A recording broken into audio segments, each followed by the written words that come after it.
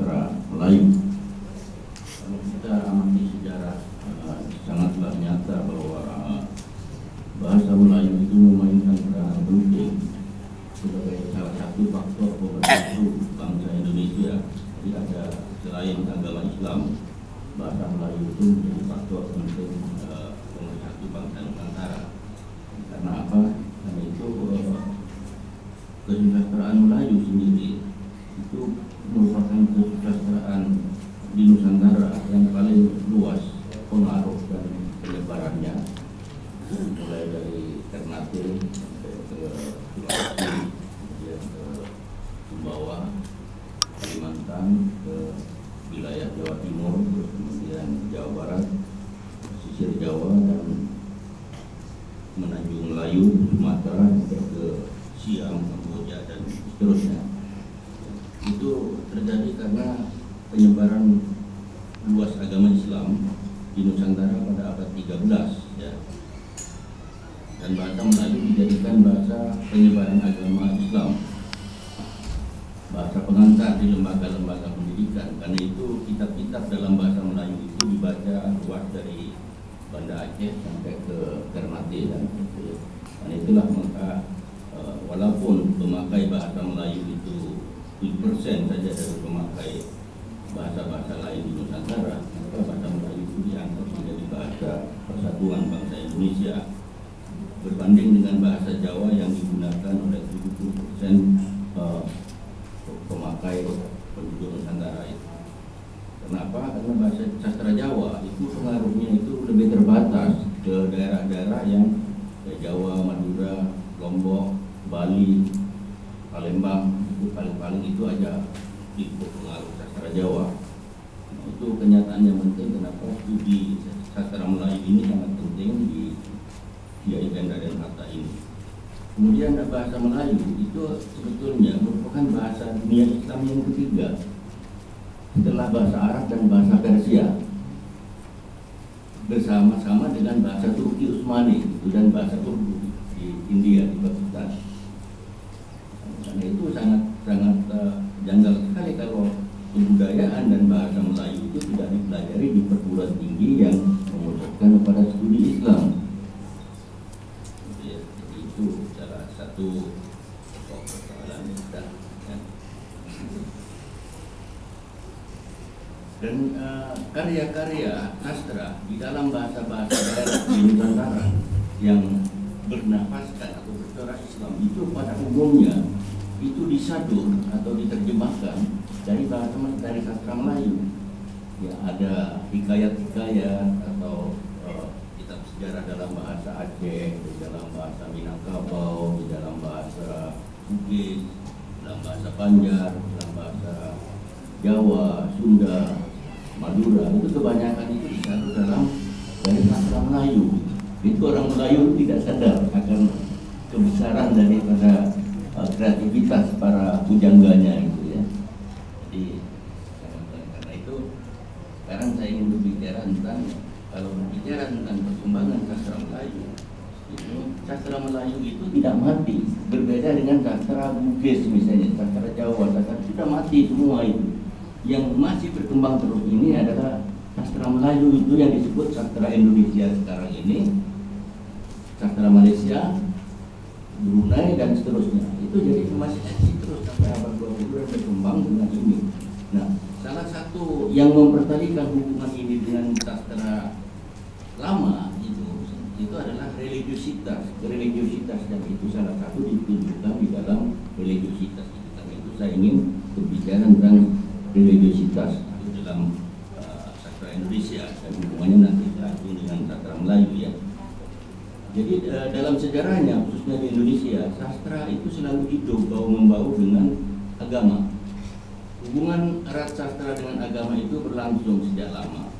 Ajaran-ajaran berkenaan dengan kearifan, estetika, adab, ya, dan tema-tema yang dianjurkan oleh agama seperti kesalehan, keimanan, ketakwaan, dan pentingnya kedekatan seseorang dengan Tuhan seringkali dan banyak diungkapkan dalam karangan-karangan yang disebut sastra, baik puisi maupun prosa oleh masyarakat pembacanya.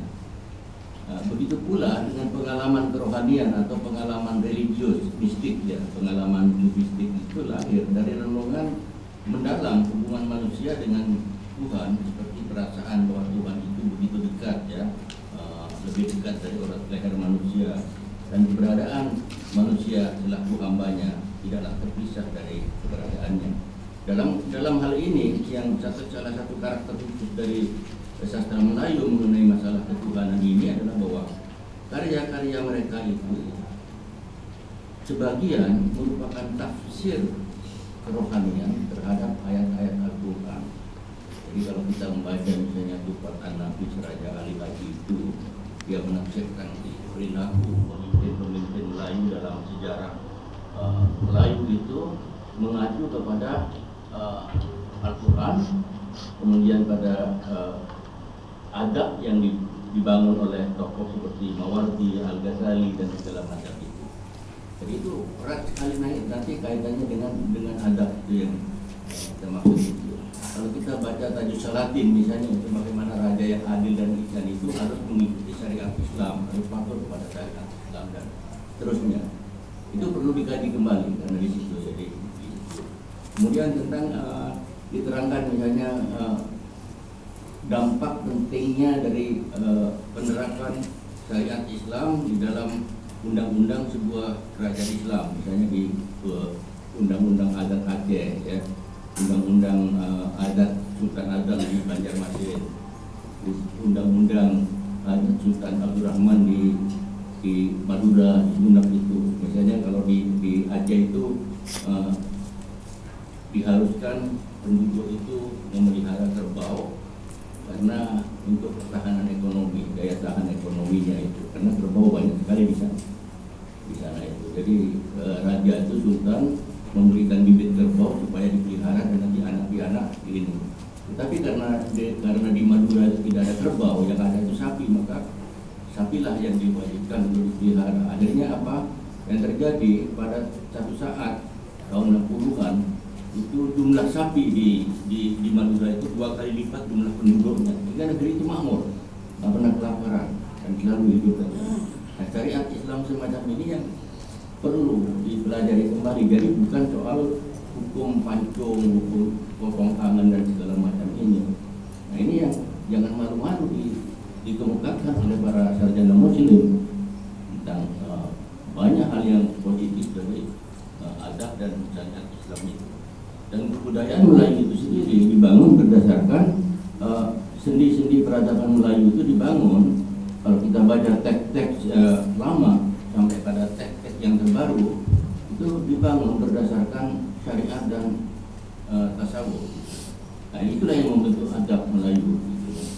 Membentuk adab. Terutama kalau kita baca misalnya keropak Maulana Malik Ibrahim itu sampai ke pada Raja Ali Haji, itu yang ditafsirkan terus-menerus itu kok ajaran Imam Al-Ghazali tentang Ihya Ulumuddin, tentang apa namanya itu adab al-muluk segala macam itu ya. Jadi ada satu kesinambungan yang terus-menerus, tetapi cara menafsirkan itu berbeda-beda. Misalnya Maulana Malik Ibrahim ketika Islam masih menjadi minoritas di Pulau Jawa, Raja Ali Haji menafsirkan Islam ketika Islam Sunni itu ketika Islam sudah menjadi dominan dan sedang runtuh menghadapi kolonialisme Barat di pekerjaan di Johor dan Riau itu kan. Ketika Singapura naik, kemudian Belanda mengambil Riau itu, tapi Riau itu tertinggal akhirnya seperti sekarang akibatnya. Karena kata Ali Haji, karena orang bangsa Melayu itu pertama pemimpinnya itu banyak yang hianat, dan yang kedua hanya memikirkan kesenangan duniawi saja pemimpinnya. Yang kedua karena tidak mampu menyaring derasnya aspek negatif dari kebudayaan asing yang begitu deras masuk ke Indonesia, baik dari kebudayaan Barat, kebudayaan Cina, kebudayaan India dan seterusnya. Seperti dalam film sekarang ini kita dikuasai Hollywood dan film Cina. Ini dan orang Islam itu hanya menjadi konsumen saja, bukan produsen. bukan produsen kebudayaan, bukan produsen ilmu, bukan produsen makanan juga, tapi konsumen semua dalam bidang ilmu, makanan dan seterusnya. Ini yang sudah disinggung oleh Raja Ali Haji itu ya. Nah, semua itu kesusastraan Melayu itu sepanjang masa selalu muncul dalam karangan penyair, dalam kesusastraan Melayu, dalam kesusastraan Jawa, Sunda, Aceh, Minangkabau dan lain-lain ya. Yang sebagian besar pemakainya beragama Islam. Karena itu kalau fakultas adab ini mau dibangun dan adab Melayu ini harus yang penting harus ada kajian sastra Arab dan sastra Parsi, sastra Persia itu sangat penting karena sendinya itu dan sastra Melayu yang ketiga. Kemudian untuk Nusantara sendiri selain bahasa Melayu dan sastra Melayu harus juga dengan kebudayaan Islam Jawa dan kebudayaan Islam Indonesia bagian timur, Bugis dan Makassar itu tiang pokok dari ada 3 jenis ya wilayah Islam, studi Islam itu. Pertama wilayah Melayu ini yang lebih luas, kemudian wilayah Jawa ini dan sekitarnya yang disebut Jawa itu termasuk Sunda, Madura, Lombok itu ya, itu pengaruh Jawa. Kemudian yang 3 pengaruh Sulawesi Selatan itu, nah itu baru Nusantara namanya itu ya, karena itu juga ekspansi dari peradaban Melayu.